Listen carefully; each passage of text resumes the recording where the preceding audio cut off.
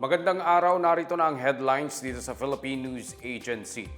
Lumipad ngayong hapon si Pangulong Marcos patungong Japan para dumalo sa 50th ASEAN-Japan Friendship and Cooperation Commemorative Summit. Sa kanyang departure speech sa Villamor Air Base, sinabi ng Pangulo na nakikiisa ang Pilipinas sa pagkilala sa comprehensive partner status ng Japan bilang kasangga ng ASEAN. Ayon sa Pangulo, pagtutuunan ng pansin ng summit ang kontribusyon ng Japan sa pagpapaunlad ng mga pamayanan ng ASEAN, pagpapalaganap ng pagkikipagkaibigan at pagsusulong ng isang matatag na ekonomiya. Sa panig ng Pilipinas, isusulong ng Pangulo ang posisyon nito sa mga pandaigdigang usapin, gayon din ang mga interes ng bansa. Pagtitibayin din niya ang relasyon ng ASEAN at Japan bilang magkatuwang sa kapayapaan, seguridad sa pagkain at enerhiya, kalakalan, katatagan ng supply chain, resilience, infrastruktura at connectivity. Isusulong din ni Pangulong Marcos ang paglipat tungo sa paggamit ng clean energy sa gagawing Asia Zero Emission Community Leaders Meeting. Titiyakin din ng Pangulo na bilang Permanent Country Coordinator for ASEAN-Japan Economic Relations, magiging gabay ang Pilipinas tungo sa pagbuo ng inklusibo at masaganang rehiyon. This last ASEAN-related summit for the year presents an opportunity to once again affirm the Philippines' position on current international issues and advance Philippine interests. It is also an opportunity to welcome the conferment of comprehensive partner status to Japan, ASEAN's trusted and reliable partner in peace, economic development, and community building for the past 50 years or so.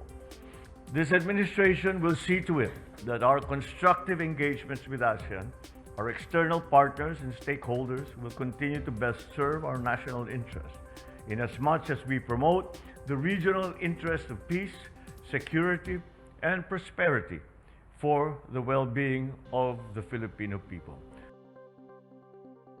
Handang pirmahan ni Pangulong Ferdinand R. Marcos Jr. ang panukalang 2024 General Appropriations Bill sa oras na makarating ito sa kanya. Sa isang panayam, sinabi ni Pangulong Marcos na hinihintay na lang niya na isumiten ang Bicameral Conference Committee ang kanilang ulat tungkol sa 5.768 trillion pesos na pambansang budget sa susunod na taon. Ayon sa Pangulo, wala na siyang nakikitang problema sa budget at inaasahang mapipirma na niya ito para maisabatas bago magpasko. Matatanda ang inaprubahan noong Lunes ng Bicameral Conference Committee ang mga pinag-isang probisyon ng 2024 GAB. Ang panukalang budget ay katumbas ng 21.7% ng gross domestic product ng bansa at mas mataas ng 9.5% kumpara sa 2023 budget na 5.268 trillion pesos. Pinag-aaralan ng gobyerno ang pagsasagawa ng mga reformang pang-ekonomiya na makakapaghikayat sa mas maraming negosyante na mamuhunan sa bansa ayon kay Pangulong Ferdinand R. Marcos Jr. Ito ang reaksyon ng Pangulo sa plano ng Kamara na amyenda ng saligang batas para luwagan ng ilang paghihigpit sa ekonomiya. Ayon sa Pangulo, may mga batas mula sa konstitusyon na pumipigil sa ilang negosyante na mamuhunan sa bansa. Nilinaw ni Pangulong Marcos na hindi lang pagbabago ng saligang batas ang pinag-aaralan ng gobyerno. Sinabi niya naghahanap ang gobyerno ng mga paraan para gawing investment-friendly ang bansa. Sa isang economic briefing sa Iloilo City noong Lunes, sinabi ni House Speaker Martin Romualdez na isusulong ng Kamara ang charter change kung saan aamyendahan ang ilang economic provision ng saligang batas.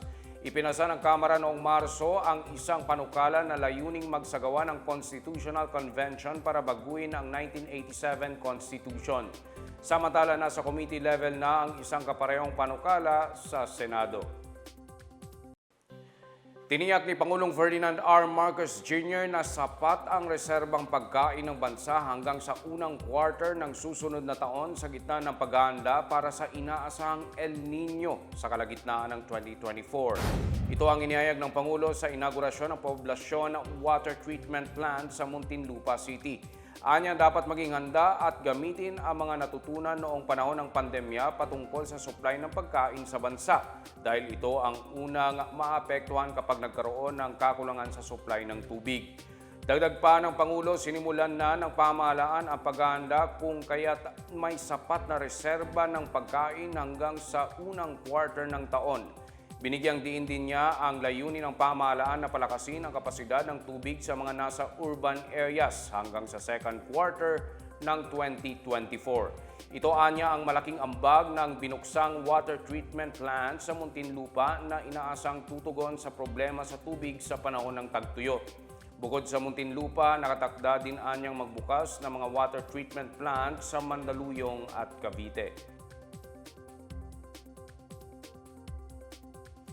Dapat puwersahin ng Pilipinas at ng pandaigdigang komunidad ang China na maging responsable sa gitna ng patuloy na tensyon sa West Philippine Sea ayon kay Defense Secretary Gilberto Teodoro Jr. Sa isang panayam, sinabi ni Teodoro na gumagamit ang China ng swarming tactics sa loob ng exclusive economic zone ng bansa. Anya dapat itaboy ng Pilipinas ang mga barko ng China bagamat aminado rin siyang mahirap itong gawin. Isa sa nakikitang paraan ni Teodoro ay ang ipakita sa buong mundo ang mga aktibidad ng China at himukin ito na maging responsableng bansa. Ani Teodoro, dapat ikabahala ng buong mundo ang mga kaganapan sa West Philippine Sea dahil kung kontrolado ng China ang nasabing rehiyon, ay magkakaroon ito ng malaking epekto sa supply chain at malayang paglalayag ng mga barko. Dagdag pa niya, malalagay sa panganib ang bansa na kinikilalang isang archipelago sa ilalim ng United Nations Convention on the Law of the Sea o UNCLOS.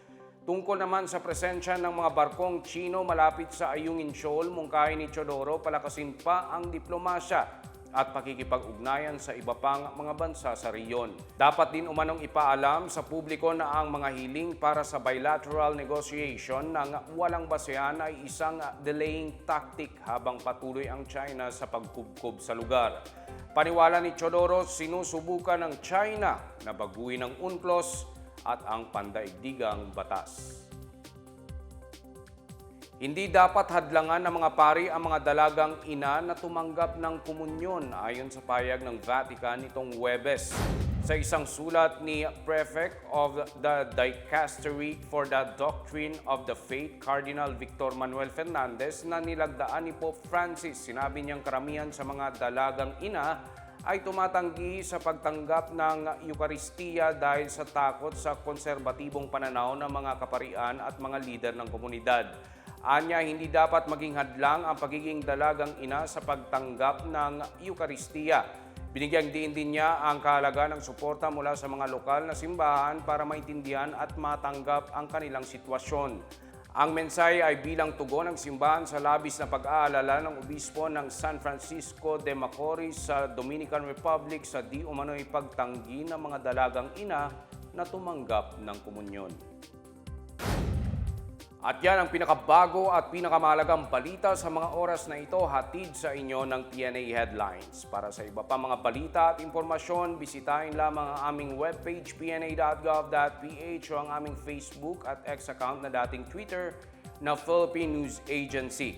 Ipinapalabas din ang PNA Headlines sa Facebook page ng serbisyo. Mapapanood din ang PNA Headlines sa pamamagitan ng link sa website ng News and Information Bureau sa ilalim ng PNA News, sa YouTube account ng Philippine News Agency at sa Facebook page ng Presidential Communications Office o PCO. 10 araw na lang Pasko na, ako si Wilnard Baselonia. Ito ang PNA Headlines, sagati ng mga balitang nagbubuklod sa bagong Pilipinas.